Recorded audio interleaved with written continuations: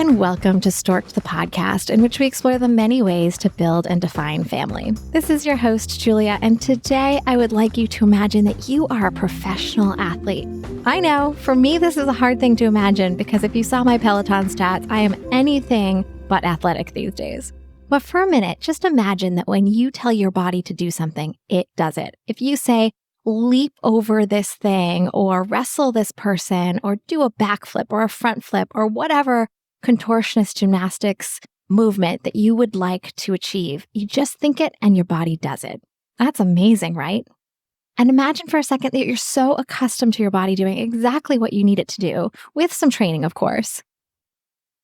And then that you experience infertility. Your body won't do the one thing that you want it to, which is to have babies. Oh, this is the experience of Barbie Blank. Barbie is a reality TV star, a model, and a former wrestler. She wrestled under the name Kelly Kelly. And she's going to tell us her story about trying to get pregnant. We're going to talk about her miscarriage. We're going to talk about the outpouring of love and support that her fans gave her that made her feel less alone after that miscarriage. And then we're going to talk about her journey to ultimately getting pregnant with twins. We are also going to talk about an auspicious insemination date and what it's like to step into parenting when your own parent is deceased and you're not going to have that beloved parent in the role of grandparent and supporting you on your parenting journey. You may remember last week's episode with Dr. Aimee. Yes, this is the second part of a two-part episode. And what I mean by that is last week we got to hear from Dr. Aimee, and it just so happens that Barbie is Dr. Aimee's patient. It is so fun to do these two-part episodes. I love when we can see a similar story from multiple angles. This is a great episode. I encourage you to share it with any friend who might be experiencing infertility or going through a rough time getting pregnant. In addition, follow us on social media and sign up for the newsletter. We are now on Substack. And this is Barbie Blank. Enjoy. I am so excited to introduce Barbie Blank, who is just a phenom in so many different avenues. I will let her introduce herself. But we have a big fertility journey to talk about today, and this is going to be a really exciting one. So, Barbie, do you want to tell us a little bit about who you are?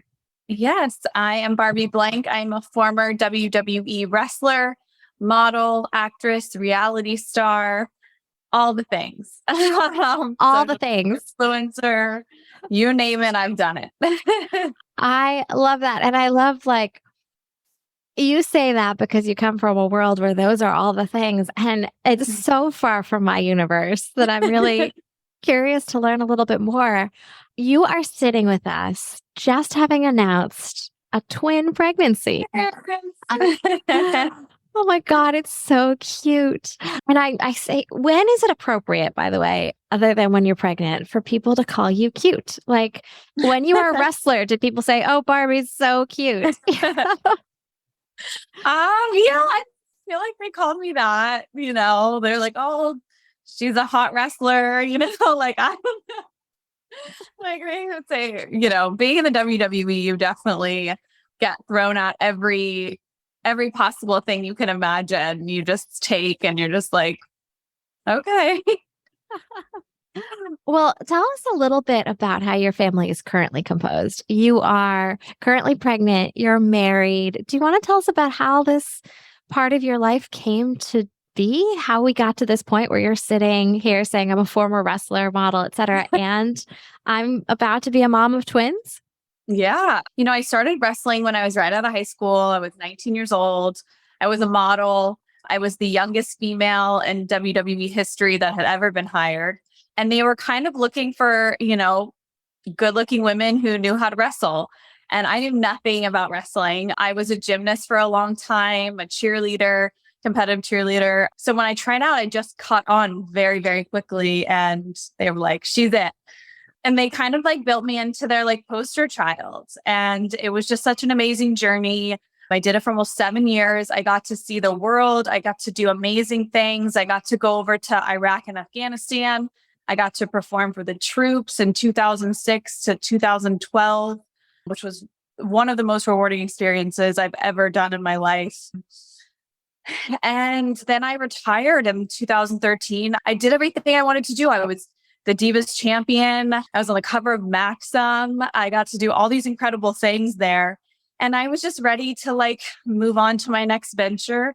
And then I was on WAGs for like 3 or 4 seasons, which was amazing. It was about wives and girlfriends of athletes. And it was really cool because I was an athlete of my own and I got to like tell my story. So that was amazing. And then, I retired from that, or I didn't retire.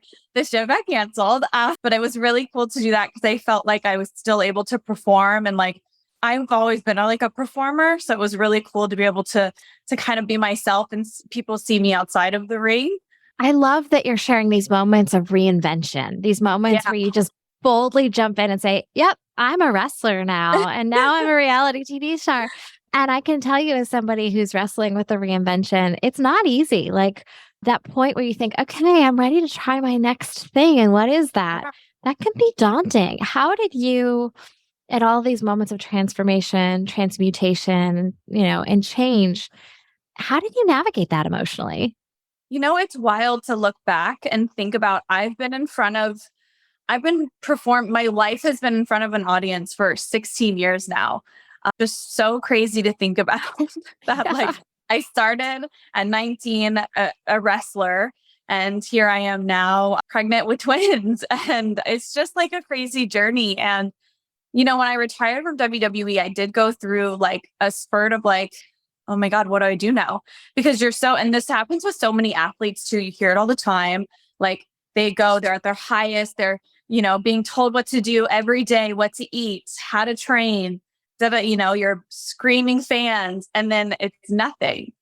And a lot of athletes, that's when they go into depression, or that's when they go into, whatever.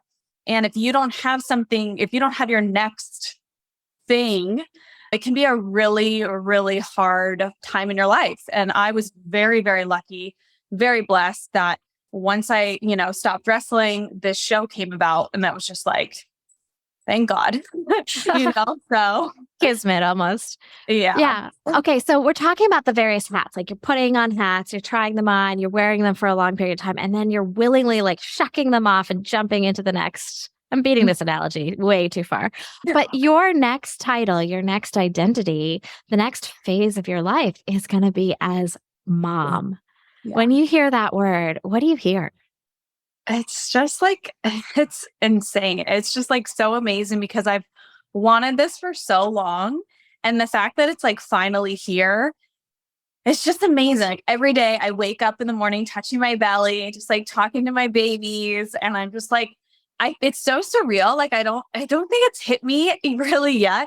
And I don't know, like, obviously once they're born, I'm going to be like, oh my God, mom, I'm mom, that like I am, I've just given birth to my children. It's just such a surreal thing to think about. It may or may not hit you like that. Like I still sometimes struggle with the words my son or I'm a mom because I've spent almost 40 years of my life not with that title as much as I wanted it and craved it. And then all of a sudden you have it and it like the relationship I feel between him and I, undoubtedly the best thing in the world. But the terms are really confusing, the new titles. Yeah, totally. What do you think is going to be the best part about being a mom? And what do you think is going to be the hardest part about not just being a mom, but a mom of twins? Oh my gosh. I think the best part is definitely just getting to like raise my children and just every day experiencing life, what it's like to have your own kids. And I just remember how my parents raised me, and they were just such amazing parents, and they did everything for me and my sister.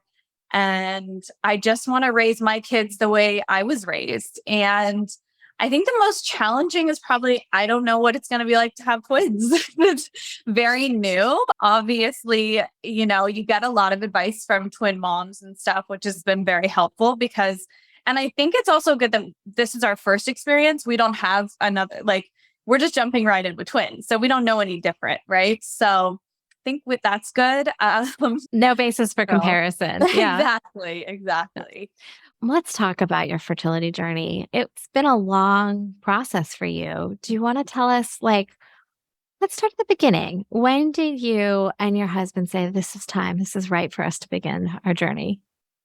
I mean, we both decided and talked about after we got married, like, obviously we both want a family. Let's start trying. Let's get off the birth control and just kind of see what happens. And I've talked very openly about my miscarriage. When it happened, we got pregnant like that very quickly. And, we lost it after the baby after like 6 weeks, 7 weeks. And it was just traumatizing. It was the hardest thing I think I've ever gone through. And I think that's why I opened up about it, because I felt so alone, and miscarriages aren't talked about.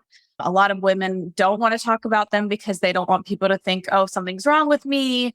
There's a lot of reasons. And I held it in for a few days until I was like, I can't, I need to talk about this. I need to know I'm not alone. And just the outpour of messages and women just saying, thank you so much for using your platform, for talking about this. Like, I went through it. I didn't have anyone. And so many amazing messages that really meant everything to me. And I was like, okay, this was meant to be. Like, I was meant to share my journey. And then, after the miscarriage, we kind of were like, let's keep trying. Let me stop you there for a second. So, and yes, I agree with you that we just don't talk about miscarriage enough. And it's so shocking when it happens, and yet it happens with relative frequency. I think there's two things that can happen with miscarriage. One is this suffering in silence because you think like, I'm alone in this. And the other is sometimes you share with people and they sort of downplay it. Like, oh yeah, miscarriage is common. No big deal. But it is a big deal to you. It's your loss. Was there something somebody in your life did to support you that you felt was like, oh, this is a tremendous thing to do on behalf of somebody else? I think it was just honestly the outpour of messages from women, from thousands of women I had never met. I didn't even know. And I think that's what touched me the most, telling my story. Yeah, because the loneliness factor, to feel like you're isolated and in your home all by yourself grieving, when in fact there's so many people who can love you and support you through it. Right. Yeah. Exactly. Okay, I'm sorry. So I interrupted. You're fine. So you guys had a miscarriage. Was there something in addition to communicating it to the world that you did to take care of yourself?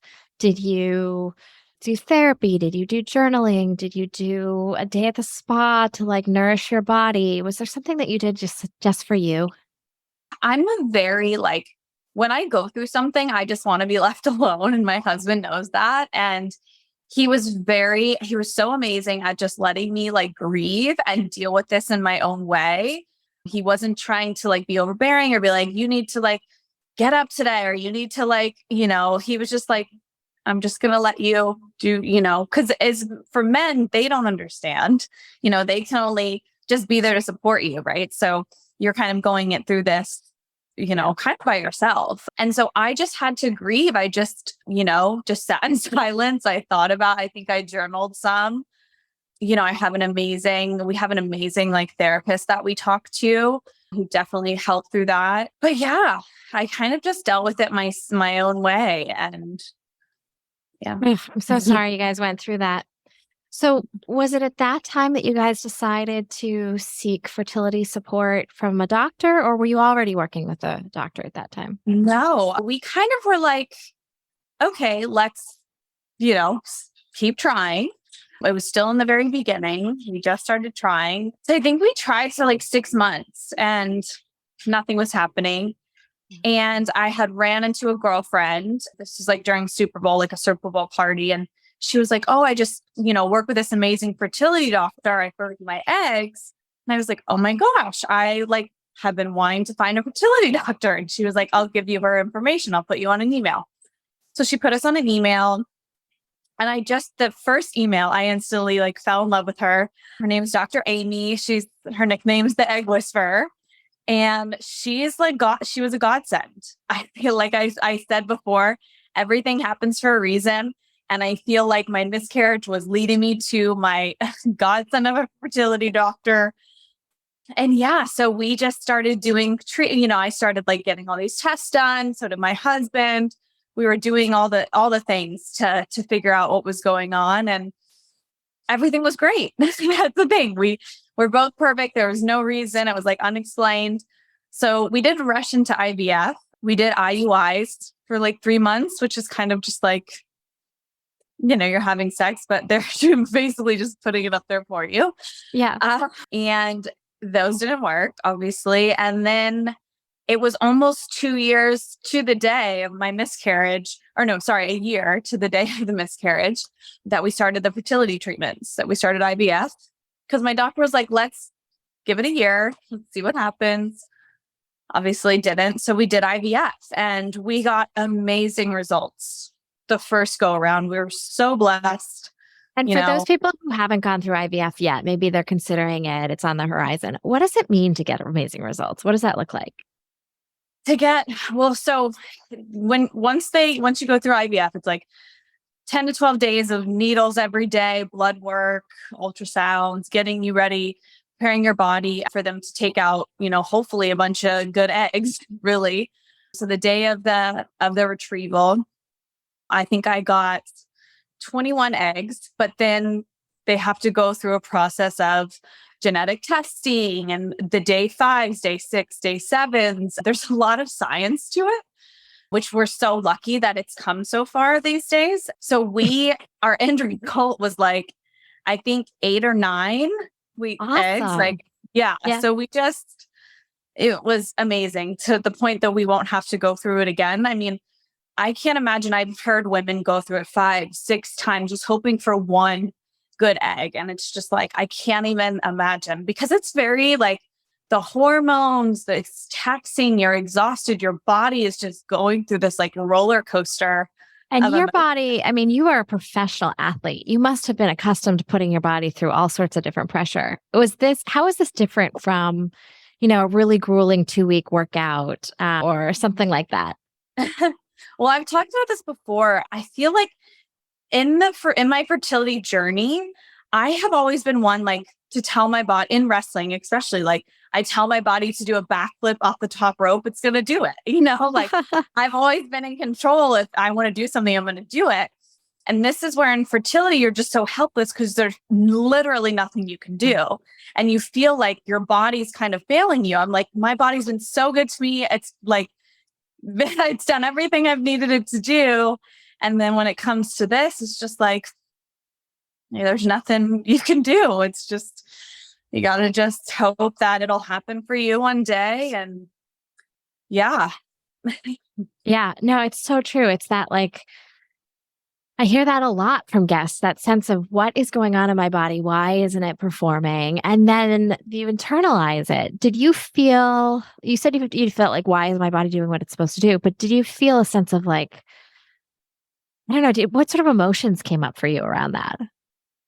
I don't know, all the emotions, all the things. You're just like disappointment, sad, just, let down.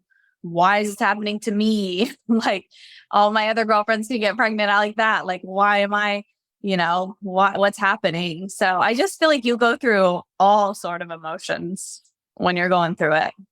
For sure. Oh my God. Okay. So you've just gone through like this wonderful fertility treatment with a doctor that you're like clicking with, the vibe is right. You're really pleased with the results. And I think you said you had 8 embryos. Is that correct? Mm-hmm. Yep. Okay. Because for those who don't know, first you have to take the eggs out, then you have to mix them with sperm. And if they fertilize, they become embryos, and then they have to live a certain number of days before they can be implanted. They go through genetic testing after that to make sure that they're, it's like a 2-week wait. And that 2-week wait is the most miserable 2 weeks of your life. Like literally you're just every day waking up, just like trying to do things to keep your mind occupied, to stay busy, because you're just like, oh my God, this is like, this could determine so many things. And we're just waiting. It's a waiting game. So it's kind of like a pregnancy test. You're like, wait, you're just like, when can I take it? Oh my gosh, it's a 2-week wait. So that's the thing with fertility too. It's just like nothing happens immediately. It's just like such a long process.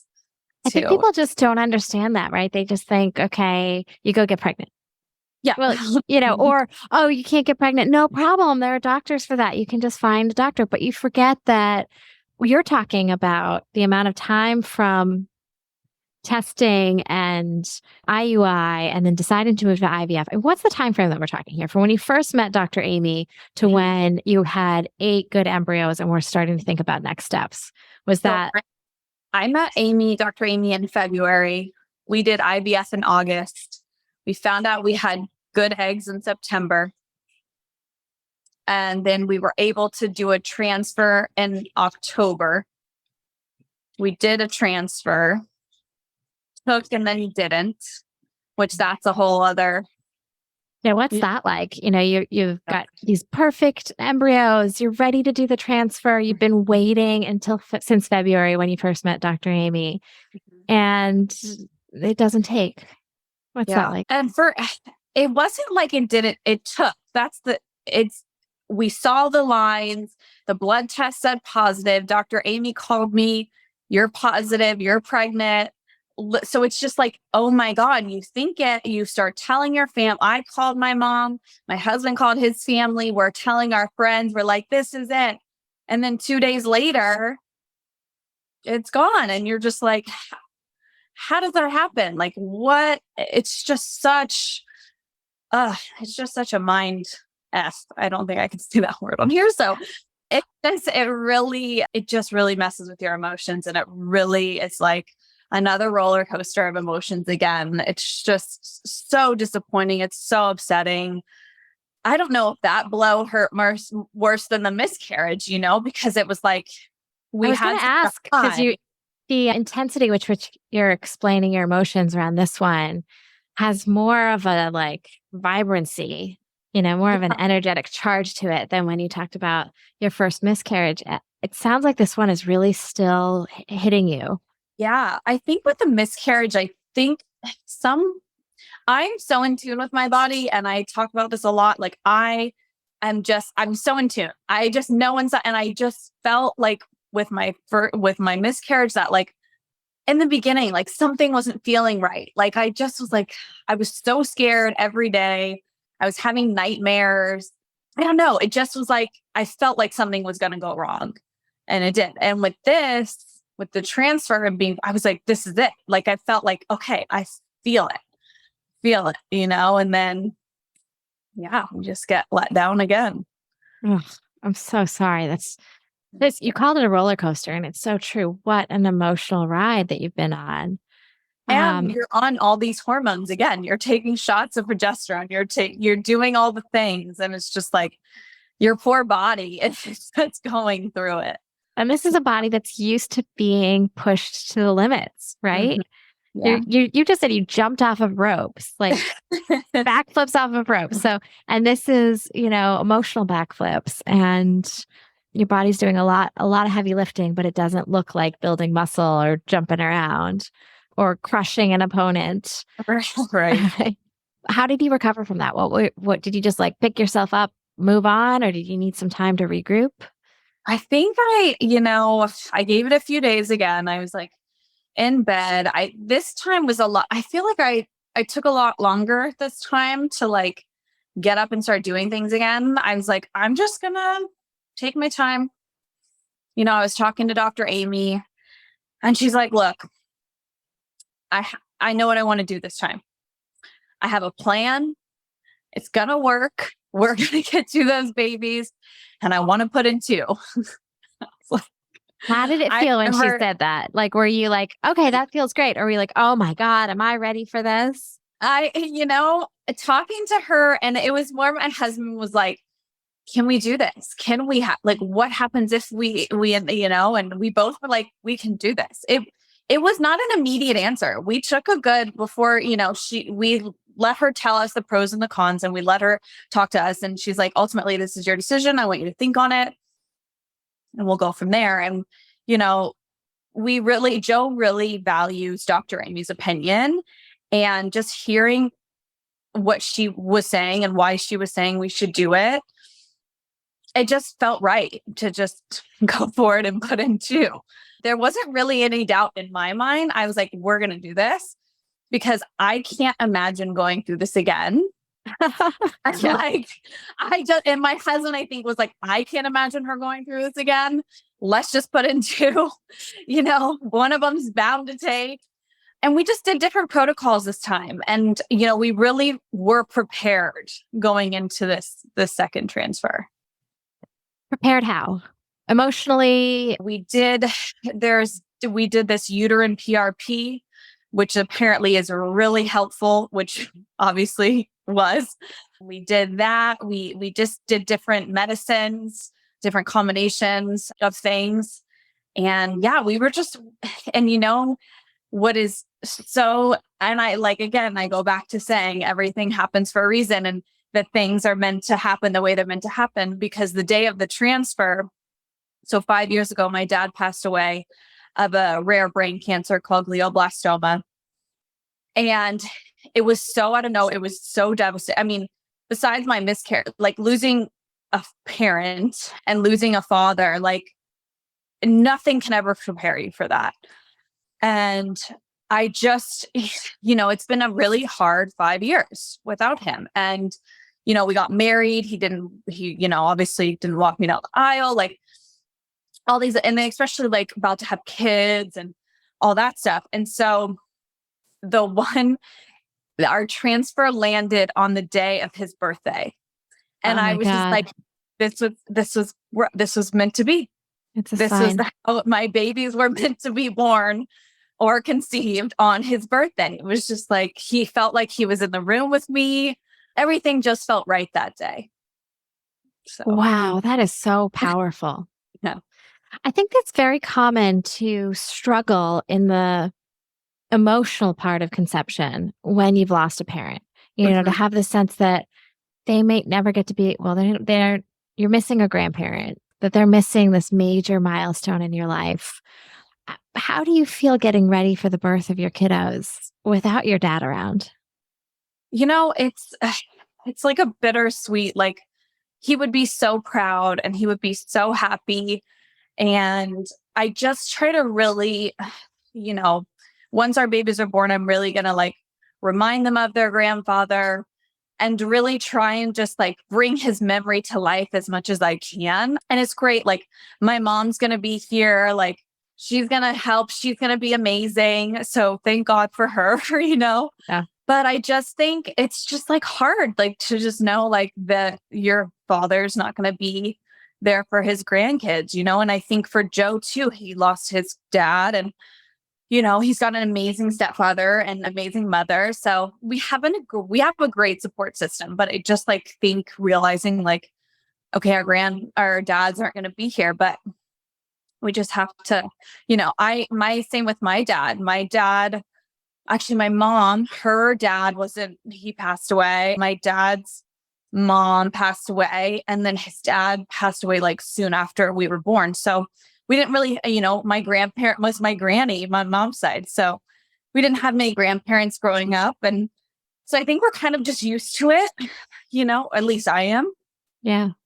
But yeah. And there's something funny about thinking that a family has to look a certain way, right? And that your child might be missing something without having enough grandparents or whatever. And it sounds like you didn't miss out by not having all 4 grandparents. You had an amazing one grandparent. Yeah. But I do think about stepping into parenting without that additional support network for yourself. Mm-hmm. Yeah. Yeah. I mean, it's hard to think about it, but there's nothing you can do, and you just gotta keep moving. And like I said, you just gotta try and keep their memory alive and show them pictures and, just talk about them, keep their memory. And yeah. One of the things that's so cool about building your own family is that you get to create traditions for yourself. You and Joe and these 2 kiddos get to start new ways about doing anything from the holidays to Sunday mornings to whatever it is. Is there any tradition that you're really looking forward to integrating into your kids' lives? Oh, I think about all that stuff, like holidays, like, sporting event, like all that, like whatever a kid's going to be. It's just so exciting. I don't think there's like one thing that we're excited to do. Definitely just like the holidays and like Christmas. And I was raised like a Christian and church and, believing in God and going and Bible study. And I would really love to do that with my children and, install that in them. And, I think that'd be really cool. Wow, that's so fabulous. I think there's a misperception, particularly in the Instagram era, which has been for a long time now, that when you look a certain way, or then when you have a certain number of followers, like everything in life must just be easy. And I think when celebrities open up and say, actually, I'm going through a fertility journey, or actually, I'm going through this, it makes it more real for the rest of us. Is Mhm. there anything about your journey that you'd like to share as like words of advice for somebody who might be going through it, or insights that you'd like to share with somebody who might be going through it? I think, well, doing the journey and going through it, I got asked by Dr. Aimee. She was like, I'm doing this documentary. It's about fertility. There's 16 other women on it. And it's called the Egg Whisperer Film. And you kind of just tell your story, and we kind of just go through your whole experience from start to finish when you have your babies. And I was like, I would love to be a part of this, because I want women to follow along on our journeys to really see it's not easy. And for somebody like me who's like in the public eye and like, you know, millions of followers, whatever, I want women to be like, okay, her life isn't perfect. She struggles, she goes through it. And I think it was important for me to do this documentary for people to see that. So I'm really excited for this to come out and to see our journey play out. I think it will be really important for people. And I think they'll get to see a different side of me. So I'm excited for that. And I think for women going through it, you know, I like to say, just take it a day at a time. This is a very slow process. Have an amazing support system around you, and just take it as it comes. Find a great fertility doctor. And I know what will happen for you. It's just a matter of time. And you just have to tell yourself that over and over again. And eventually, here I am. So.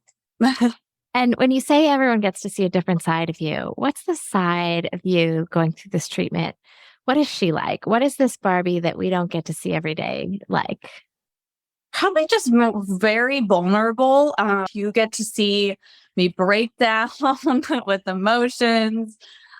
You get to see a side where I don't know if it's going to happen for us, doubtful.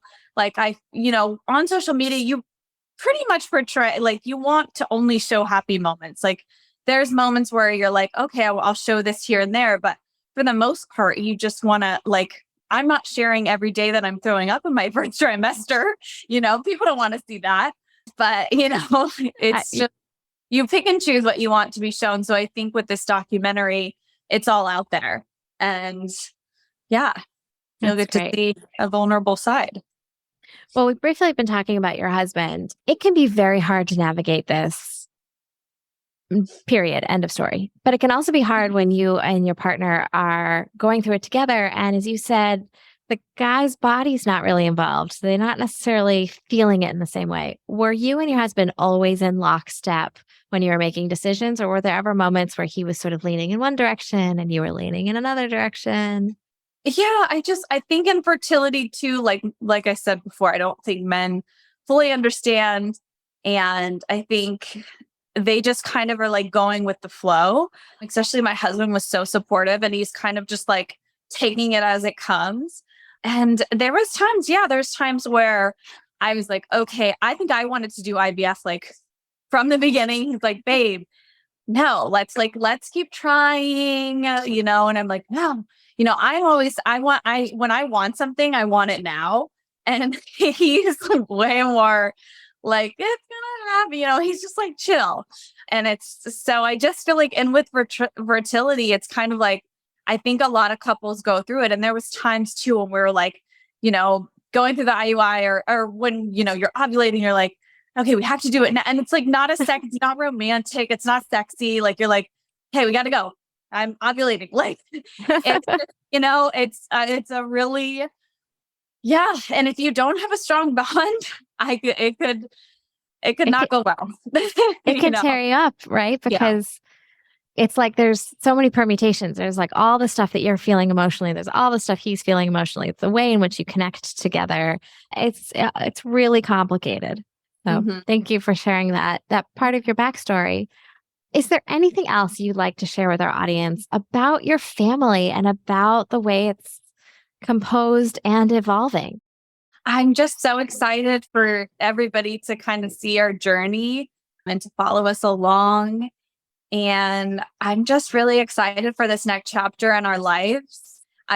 Like I said, I've wanted this for so long, and it's just like so surreal that it's here. And I'm just so excited to hold those babies in my arms. Well, so I have one last question. This is Yeah. the hard one. This is the one that we ask in every episode. And that is, how do you define family?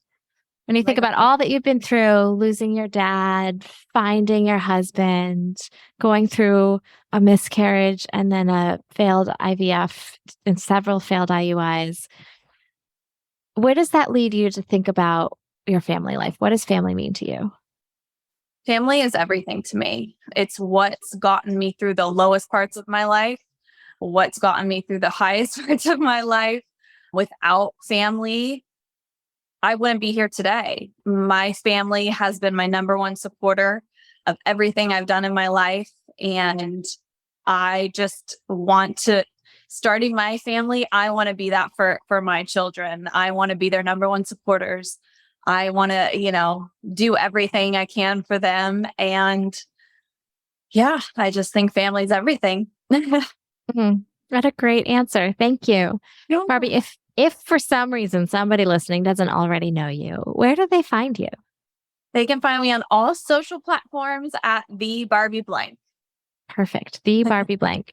Well, thank you so much for joining us on Stork'd, the podcast. It has been such a pleasure to talk to you about your family building process. Thank you so much, Julia. Thank you for having me. Thank you for listening to Stork'd with your host, Julia Carroll. This podcast is changing the conversation around the ways people define and create family. If you like what you hear, please support us by sharing with friends and following on Instagram at Stork'd_podcast. We also always appreciate it when you rate and review us wherever you listen to your favorite podcasts. For more information, visit storkedpodcast.com to sign up for our newsletter. That's STORKD podcast.com.